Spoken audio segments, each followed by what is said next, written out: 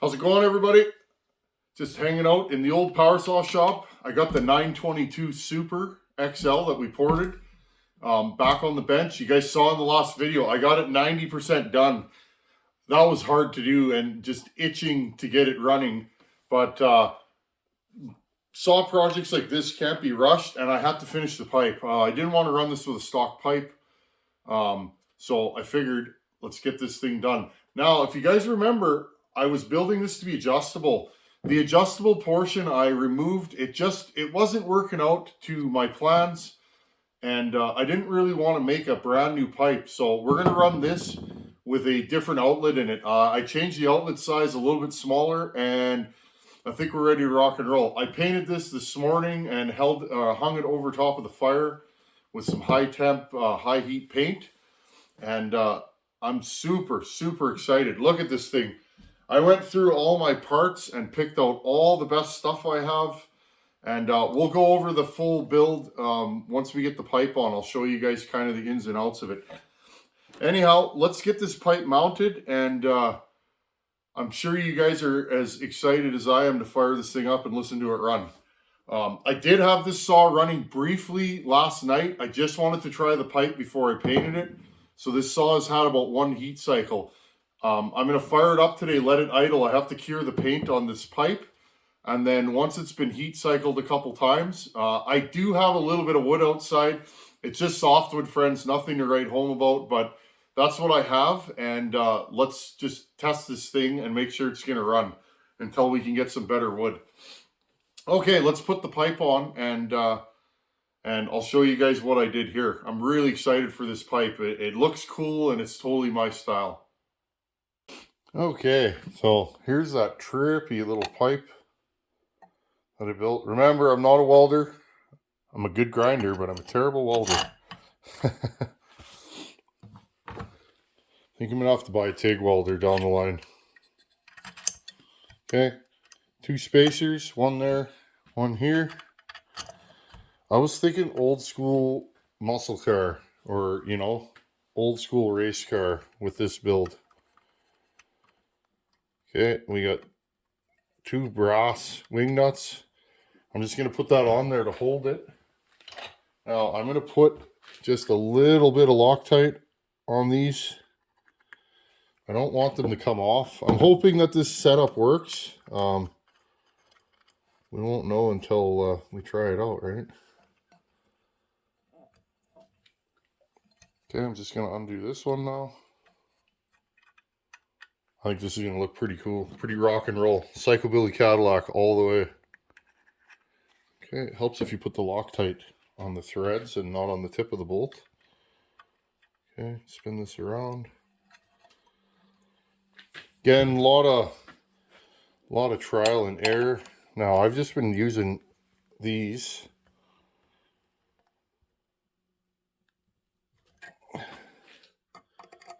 Just been using these needle nose to...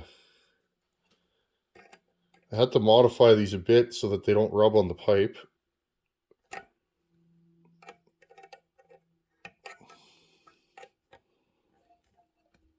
Okay, let's see what we got here. I haven't...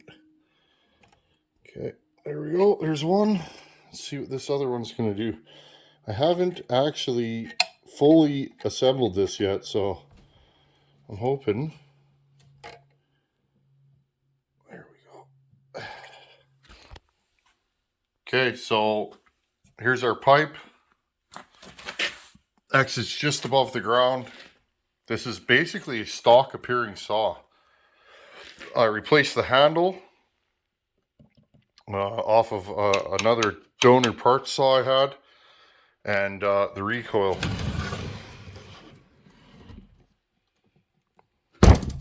This thing's a little front heavy with that bar. It's a 32-inch full house. Okay, and I just shined her all up, made her look good, and I'm happy. Let's talk about this saw before we fire it up. Okay, so I replaced the handle, recoil. This saw came with the full wrap. This saw has an unknown carburetor on it. Hopefully it keeps up with all the power of this here machine. Just went over it, cleaned and inspected everything. I replaced a few stripped fasteners. Now, of course, we disassembled the bottom end and cleaned and inspected the crankcases. They were full of corrosion. Took apart the crank, inspected all the bearings, the rod, the needles, everything.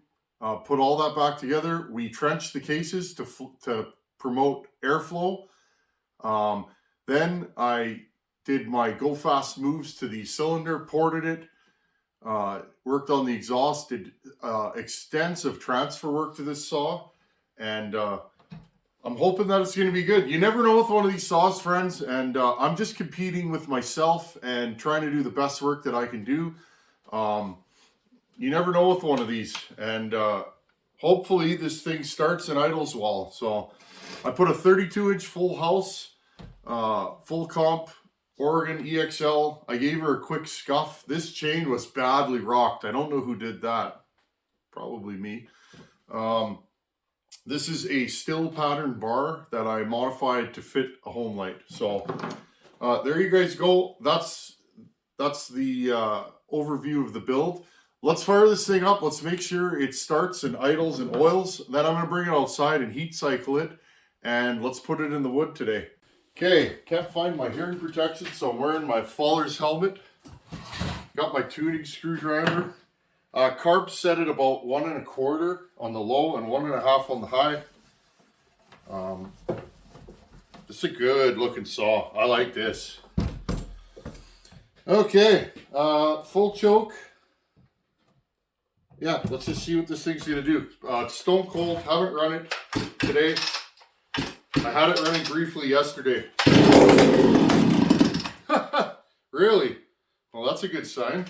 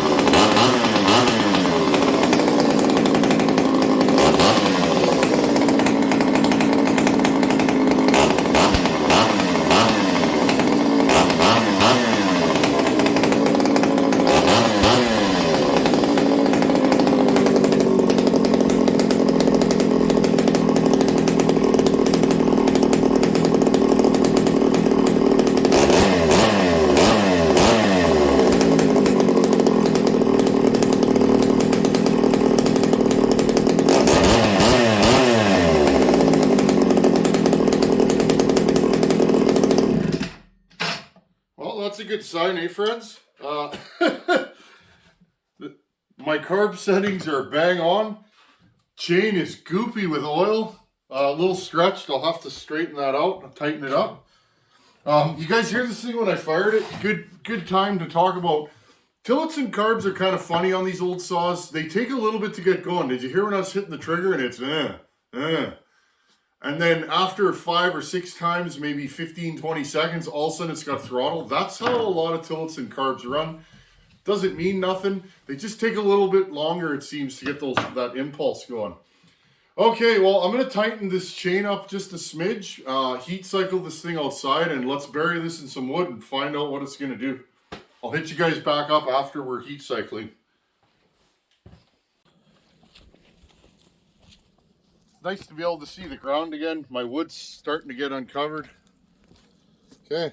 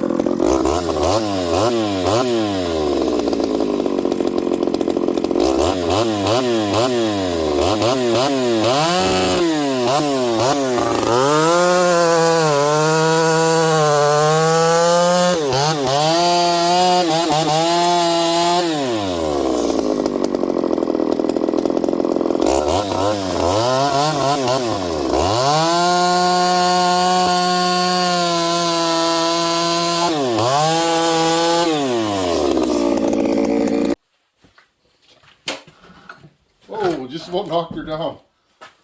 Okay, friends, well, trials and tribulations of building a vintage Reed hot saw is basically what this is. It's not a hot saw, but I turned this thing up substantially, and these are never plug and play. I wish they were, but if they were, I probably wouldn't build them. So I have to build a custom carburetor for this. The stock carb, as you guys could see in the first clip, it's running out of fuel, friends. It just is. It just doesn't want to go. And no matter how much you turn the high jet out, it's just falling flat on its face, or it's way too lean. So I put a honking big carb off of something on here, but I'm going to have to rig up a new choke shaft and all that kind of stuff. So it is what it is, friends. That's the fun of working on vintage saws. I really enjoy this stuff. And I don't like turning these up medium. I like going all the way with them. This thing runs phenomenally. It tunes good, it idles. So all we got to do is get this carb underneath the hood and working with a choke. This saw has no choke right now, and all that kind of stuff. So without too much trouble, hopefully I can make a new choke rod assembly and get this thing working. Anyhow, friends, the more we know, the less we know. The search of knowledge with power saws. Thanks to everybody that tagged along on this one. This will probably be a little bit shorter of a video, but I want to get this thing buttoned up. So I'm just going to dig right back into it. I think I had a Reed actually stuck open. Was filling the carb box with fuel. So I got to dig into that too. Typical for these old saws. They do that kind of stuff. The Reeds looked okay.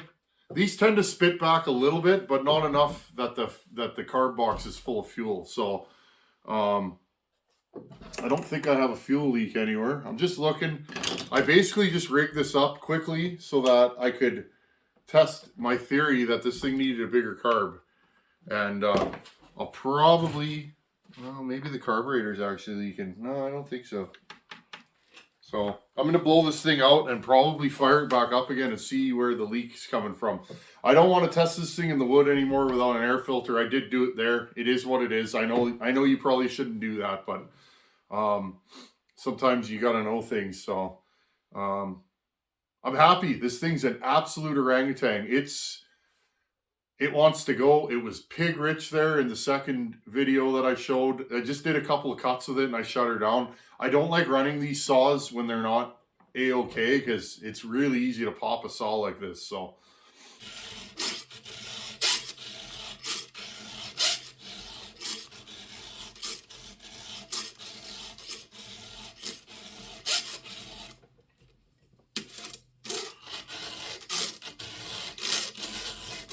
throw away your file guide.